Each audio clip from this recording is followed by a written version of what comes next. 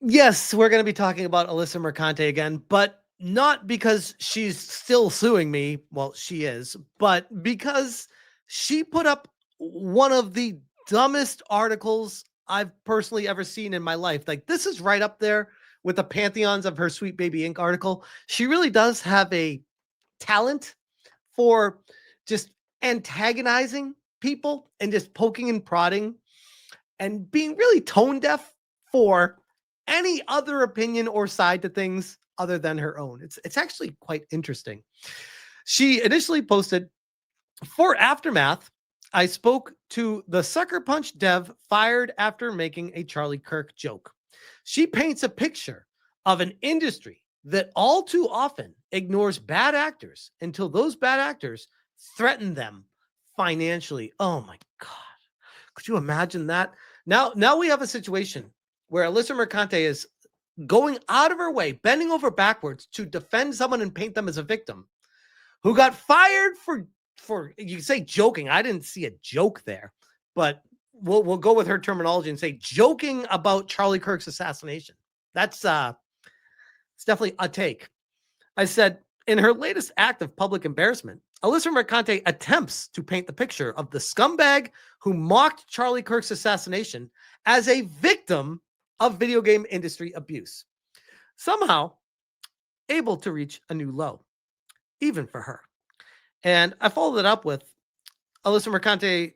She responded to herself saying, I have quite literally lived this. And I said, lived what? Mocking people and getting fired for it? But I do find it curious. For those that don't know, Aftermath site was a website started by ex-Kotaku journalists that couldn't make it as pro journos on Kotaku, which tells you all you need to know about who these people are in the first place. But we have Alyssa Mercante, a failed journo who is now doing bylines for Kotaku, also doing bylines for the fired people from Kotaku at Aftermath. If you can make heads or tails of the incestuous nature of the video game professional journo industry, please, I'm all ears. I said, Alyssa perfectly embodies everything wrong with professional games journalism today. Instead of continuing to associate with her, one would think they'd be better served trying to fix their already destroyed public-facing image. The industry itself needs to start calling this shit out instead of always doubling down and defending each other. Again, to my point of the incestuous nature of all these people covering for each other, rehiring them at other companies and other outlets, trying to get the, or bylines. And they just, it's a mill. They just pass them around, circling around the entire gamut that they run over and over again. They continue to fail and then continue to get opportunities because nobody wants to do this shit. Nobody looks at this as an honorable profession because these people have pissed on it and lit it on fire. Before we get into her article, I copied and pasted the entire article into ChatGPT. And I said, give me a 1-paragraph summary explaining if you feel like Alyssa Mercante's article here is a fair portrayal of the overall situation. There were no bias or additional prompts. There was nothing else I said. I wasn't trying to lean it one way or the other. This is what it said. Alyssa Mercante's article is not a fair portrayal of the overall situation. It is a heavily slanted narrative that minimizes Harrison's responsibility. That's the person that got fired for the Charlie joke thing. Harrison's responsibility for publicly joking about an assassination, and instead reframes the entire event as a politically motivated witch hunt orchestrated by, get this, alt-right personalities and toxic gamers. Curious. It's almost like Alyssa can only think one direction on everything with everything that she writes. The piece repeatedly downplays the severity of Harrison's comment, ignores the studio's clearly stated policy on making light of someone's death, and elevates surrounding culture war context to redirect blame onto influencers, harassment mobs, and Sony's alleged cowardice. By leaning into emotional framing, selective detail, and ideological language, The article attempts to portray Harrison primarily as a marginalized victim crushed by reactionary forces rather than an employee who violated corporate policy in a way any major company would act on. ChatGPT spitting and roasting. And I legitimately did not. You can do it yourself. Go to ChatGPT and ask it yourself. Paste the entire article in and just ask that question. That's the response you'll get. It's very, very telling that I knew that's what it would say, because this is Alyssa, the slanted journo that takes a perspective and has an agenda with, I would argue, most everything she writes. Dr. Pika says, lived as the aggressor, Alyssa? Quote tweeting I have quite literally lived this. Alyssa Mercante, I read Jezebel every single day as a young, burgeoning feminist whore. It shaped me in my voice and proved to me that women contain multitudes, that we can fight for abortion rights while watching VPR, that we can speak out against atrocities while dressed. See you next Tuesday. What is wrong with this person? See what happens when you're an unproblematic white man? Your hairline stays put. Wooden Man says, what do you think she meant when she said this? Alyssa Mercante, more white people need to get their ass beat on the reg. Alyssa Mercante, bullying is okay, actually. Weird. Okay. Says the person who feels like I've bullied her and now she's suing me. I mean, that's one way you could look at the situation, at least. And yes, the lawsuit is still active. Many people sounding off about this. And we'll start with, if you're not familiar with David Jaffe, he's quite tight with her. Listen, if it was consensual and you didn't hate the Jews, I'd fuck the shit out of you. I would. David Jaffe, everyone. David Jaffe, quote tweets Alyssa. Fantastic piece by Alyssa. And honestly, when this went down, I remember being very disappointed with Sony about this. They used to be better than this when it came to this sort of stuff. They should reach out and hire that woman back with a raise and an apology. Talk about demented. But something I really want to focus on here. Based Colin Moriarty? Who is this man? I can't make heads or tails with him. Whether firing her was the right choice or not, the rules of the game were arbitrarily determined years ago by the very people now being subjected to the blowback of their own. Which, by the way, if you don't know the history of Colin Moriarty being basically fired from Kinda Funny for an offhanded joke about Women's Day and having a break or whatever, it was so innocuous. Not mocking assassination or anything like that.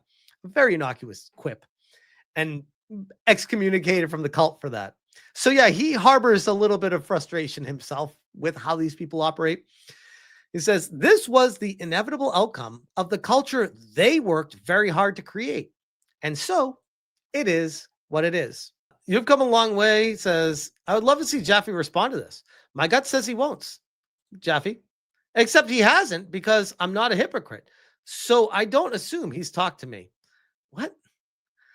I was the far left progressive guy saying it was nuts to fire Gina Carano from Star Wars just for saying ignorant shit that I found offensive. But firing someone for having their own opinion is even more offensive to me.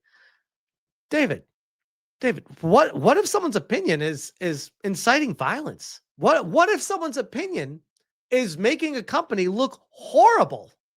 What if someone's opinion is affecting finances?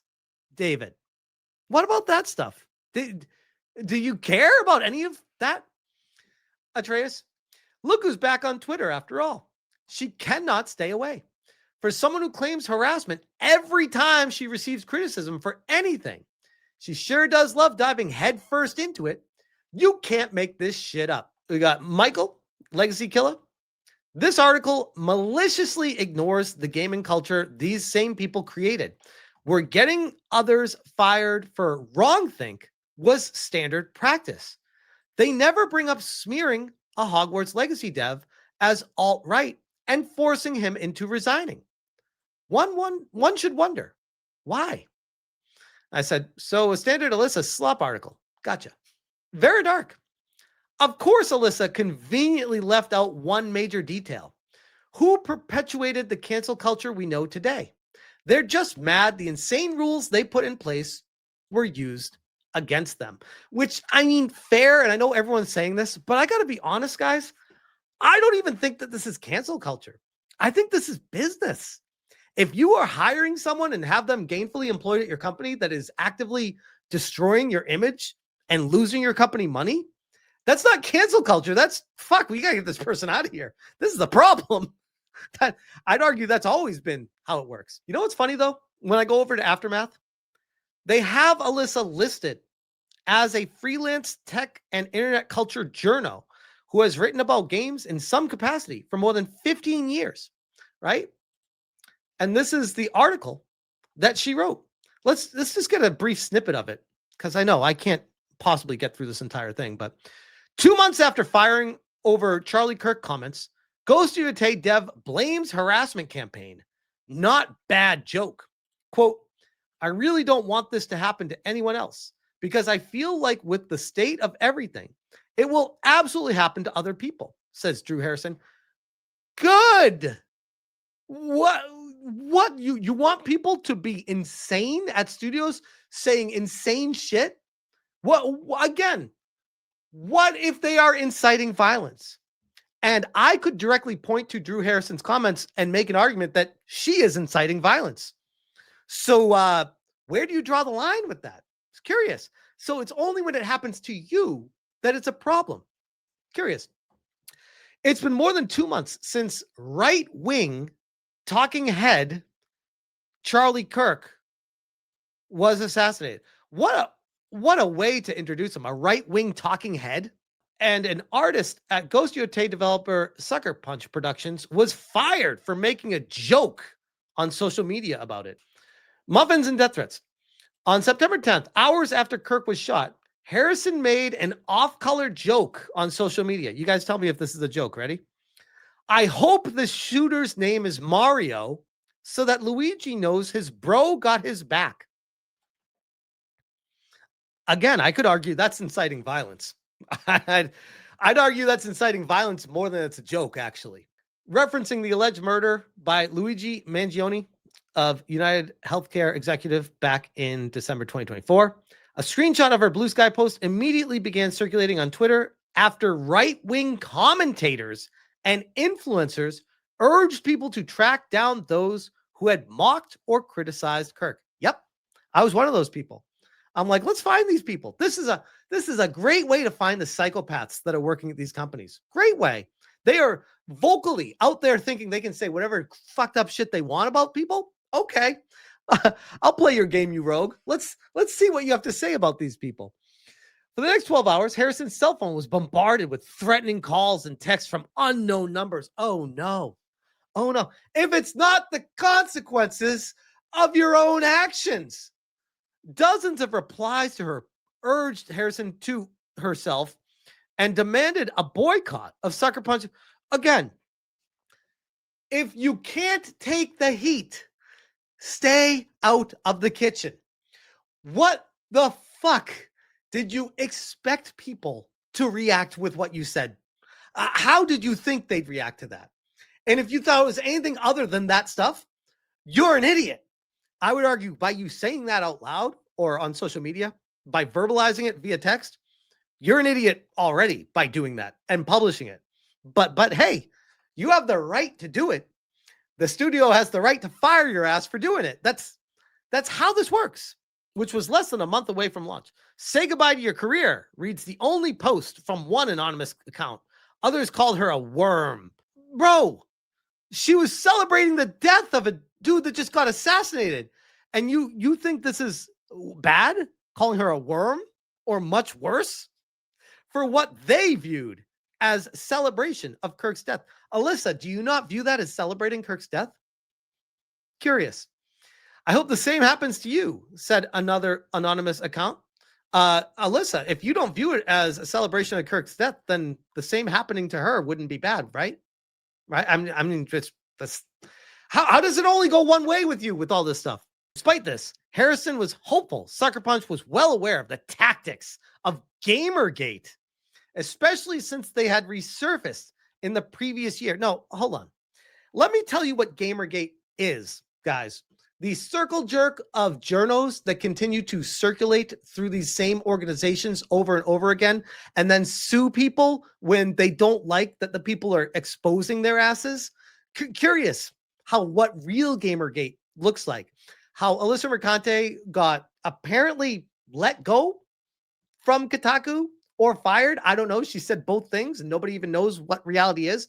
But regardless, she left Kotaku, gone, sued me, claimed that I was the reason that she left Kotaku or was fired or whatever, and is now back working as bylines for Kotaku, contributing articles to the website, multiple articles.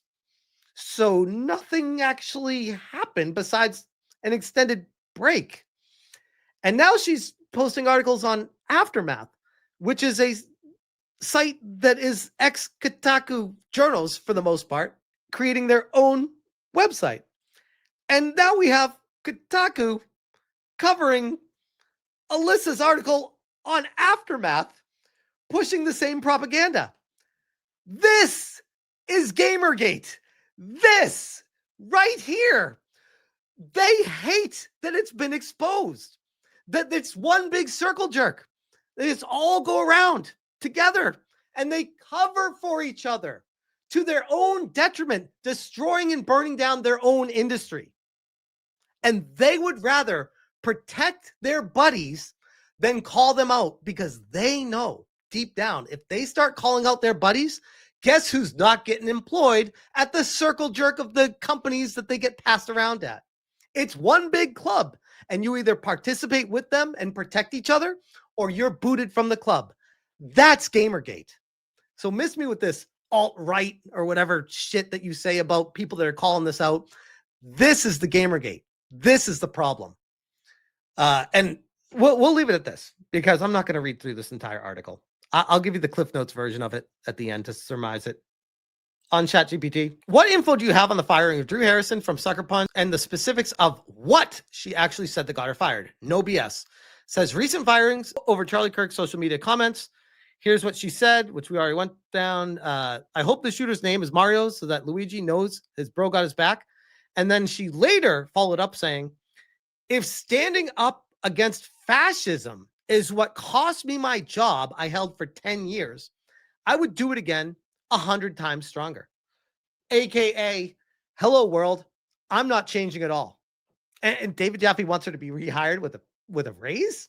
I said, using the following article related to the firing of Drew Harrison, give me a 1-paragraph summary of the emotional slant it provides and what image it is attempting to portray.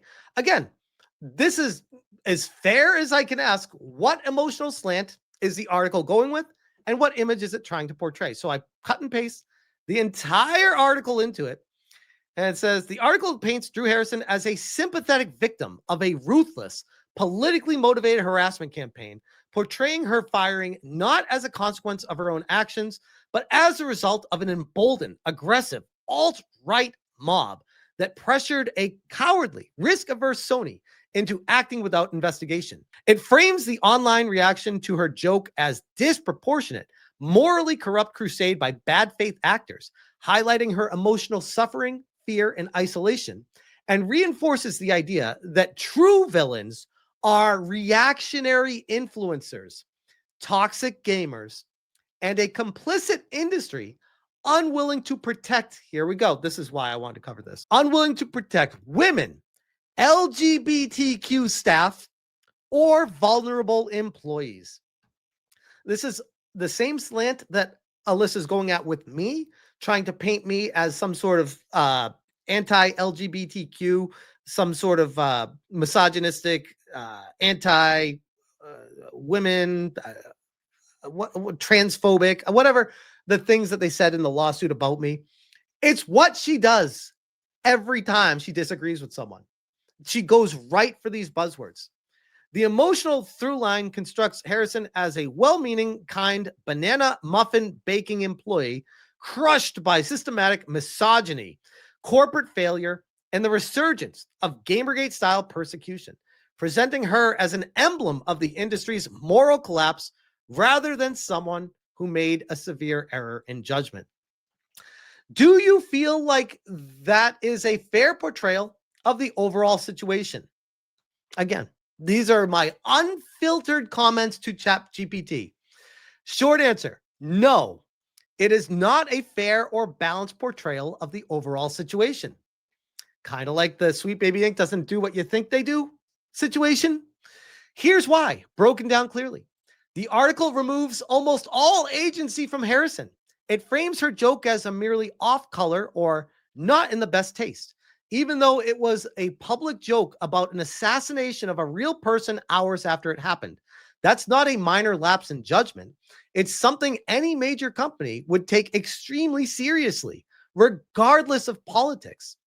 It overstates the role of political extremists. The article repeatedly uses emotionally charged labels like alt-right, reactionaries, death cults, and harassment mobs, creating a narrative that the problem is entirely external and ideological. It never acknowledges the simpler truth. Publicly joking about someone's murder is generally a fireable offense in most industries. Period. It's amazing she was able to whip together an entire article and then have Kotaku run with it as well. And I'm sure, I haven't checked and it hasn't happened because this is fairly new. I'm sure the other journal mafias are going to go out with the same article and quoting and referencing Aftermath as well, because it's what they always do. It's the same circle jerk every time. It ignores Sony Sucker Punch's actual stated reason. The article dramatically minimizes the point of the studio head said himself. Making light of someone's murder is a deal breaker.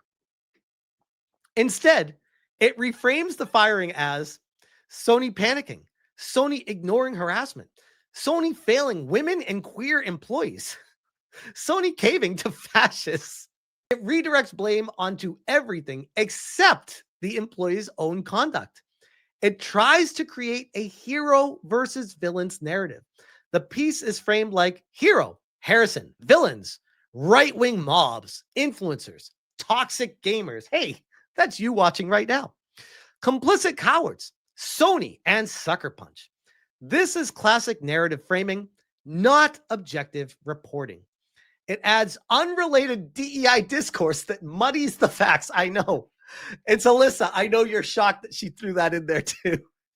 The article repeatedly tries to tie the situation to DEI, harassment of LGBTQ, allegations of too many women at the studio, GamerGate, toxic communities, misinformation about Ghost of Yotei. None of this material changes the simple chain of events. Harrison made public jokes celebrating assassination. Sony determined it was violation of policy. She was fired. Emotional manipulation is baked into the writing. The story contains elements designed to evoke sympathy. Banana muffins. She does shit like this, where she thinks if she uses these words of like happiness and stuff like this, when framing it about a specific person, it makes people default to sympathizing with them. Coworkers consoling her, quotes emphasizing her loneliness, references to depression, employees being on visas, harassment anecdotes without verification. Oh, wow. No sources verified. Wow, Alyssa, shocker. Appeals to wider systematic injustice. These aren't irrelevant, but they are used to tilt the reader emotionally rather than to clarify the situation. So journos back in the day, I'd like to think at some point in time, long ago, wanted to present information to you to inform you of what's happening in the reality of the situation. It has morphed into whatever the fuck this is, where they have an angle, they have an agenda, and they want to specifically evoke sympathy to slant emotionally a situation in their favor. Bottom line, the article heavily distorts the situation by downplaying Harrison's action and exaggerating the role of political harassment ultimately presenting a version of events that favors a predetermined ideological narrative. A more balanced portrayal would acknowledge Harrison made an extremely inappropriate public comment. Sony had valid corporate reasons to react immediately. Online harassment happened, but is not the sole cause. The firing wasn't unique or unprecedented in corporate PR crises. I said, give me a 1-paragraph summary explaining if you feel like Alyssa Mercante's article here is a fair portrayal of the overall situation. And this is what I read starting off the entire thing. So that's how I got to this point based off of, you saw my entire trajectory of all of it from the very beginning, just straight up asking everything about this situation. No bias, no nothing, just asking ChatGPT, what is this framed as and what direction does it lean? There you go. Unbiased. And it has no reason to lie or push. I just think it's funny that we see this coming from Kotaku, from Ethan Gotch, that does not reference Alyssa Mercante, just says Aftermath, speaking to Aftermath, and it links Aftermath to Alyssa Mercante's article because they're trying to help each other get clicks, because clicks for them is, you could say the same for YouTubers. It's the currency of popularity. It's the currency of getting attention, growing your brand.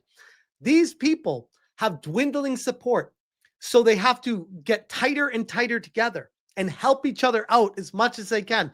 I know people don't even go to Kotaku anymore compared to when they used to years back.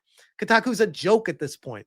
So the irony being, they are getting tighter and tighter together as time goes on because less people are going to any of these sites. And they have no one to blame but themselves when they continue to hire people or allow them to write bylines with slanted articles from ChatGPT exposing specifically how it's slanted and why. That there is no bias here. I am just presenting you guys with, here's the reality of the situation. That's why she hates me, alongside probably other things. I mean, I'm a man too. I don't know if she doesn't like men either. The tattoo on her ass might tell you something about that. She's also suing me right now and hasn't dropped the lawsuit. Makes you wonder why. What have I actually done, Alyssa? Very strange, very strange. But I'm not going to stop searching for truth and presenting honest truth, reality to my viewers in the face of being sued by someone who is not doing that. Let me be clear about that. That's why she's really mad. But I'll leave that there.